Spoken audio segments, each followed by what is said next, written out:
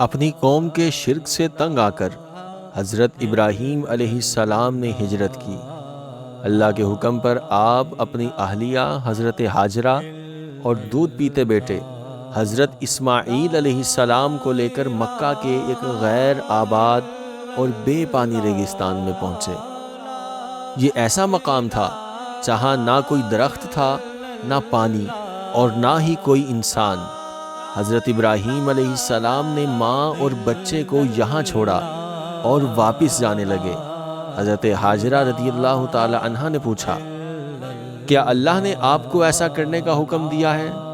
تو حضرت ابراہیم علیہ السلام نے فرمایا ہاں۔ تو انہوں نے کہا، تب تو اللہ ہمیں ضائع نہیں کرے گا۔ جلد ہی پانی ختم ہو گیا، ماں کی ممتا بے چین ہو گئی۔ حضرت ہاجرہ رضی اللہ تعالی عنہا پانی کی تلاش میں پہاڑی صفا اور پھر مروہ کی طرف دوڑیں۔ انہوں نے 7 چکر لگائے اور پھر معجزہ ہوا۔ حضرت اسماعیل علیہ السلام کی ایڑیوں کی رگڑ سے زمین پھٹی اور پانی کا چشمہ جاری ہو گیا۔ یہ وہی آب زمزم ہے جو آج تک ہے اور قیامت تک جاری رہے گا۔ یہ وہ مقام ہے جہاں بعد میں خانہ کعبہ تعمیر ہوا۔ بڑھاپے میں اللہ تعالیٰ نے حضرت ابراہیم علیہ السلام کو بیٹا عطا کیا۔ وہ آپ کی آنکھوں کا نور تھے، لیکن جب یہ لڑکا آپ کے ساتھ چلنے پھرنے کے قابل ہوا تو اللہ تعالیٰ نے آپ کو خواب میں دکھایا کہ آپ اپنے بیٹے کو ذبح کر رہے ہیں۔ انبیاء کا خواب وحی ہوتا ہے۔ یہ ایک سخت ترین امتحان تھا۔ حضرت ابراہیم علیہ السلام نے اپنے بیٹے سے بات کی اور سارا خواب حضرت اسماعیل علیہ السلام کو سنا دیا، اور پھر اس بیٹے نے جو جواب دیا وہ نہ صرف اپنے باپ بلکہ پوری انسانیت کے لیے درس وفا ہے۔ حضرت اسماعیل علیہ السلام نے فرمایا، یا ابت افعل ما تؤمر ستجدنی ان شاء اللہ من الصابرین۔ ابا جان، آپ کو جو حکم دیا جا رہا ہے اس پر عمل کریں، آپ مجھے صبر کرنے والوں میں سے پائیں گے۔ باپ نے بیٹے کو پیشانی کے بل لٹا دیا، چھری پکڑی اور آنکھیں بند کر کے اللہ کے حکم کی تعمیل کی، لیکن جب آنکھ کھلی تو بیٹا سلامتی سے کھڑا تھا اور اس کی جگہ ایک مینڈھا آیا تھا۔ اللہ نے پکارا، اے ابراہیم، تو نے خواب سچا کر دکھایا۔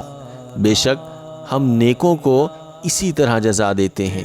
یقیناً یہ ایک کھلا امتحان تھا۔ آج بھی دنیا بھر کے مسلمان عید الاضحیٰ کے دن جانور قربان کرتے ہیں۔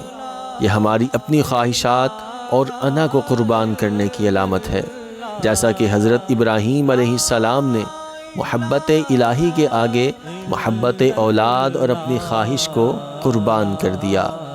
اپنے بیٹے اسماعیل علیہ السلام کے ساتھ مل کر حضرت ابراہیم علیہ السلام نے خانہ کعبہ کی دیواریں اٹھائیں۔ جب وہ دیواریں بنا رہے تھے تو ان کی زبان پر جو دعا جاری تھی وہ ہمارے لیے مشعل راہ ہے۔ حضرت ابراہیم علیہ السلام نے یہ دعا فرمائی، ربنا تقبل منا انک انت السمیع العلیم۔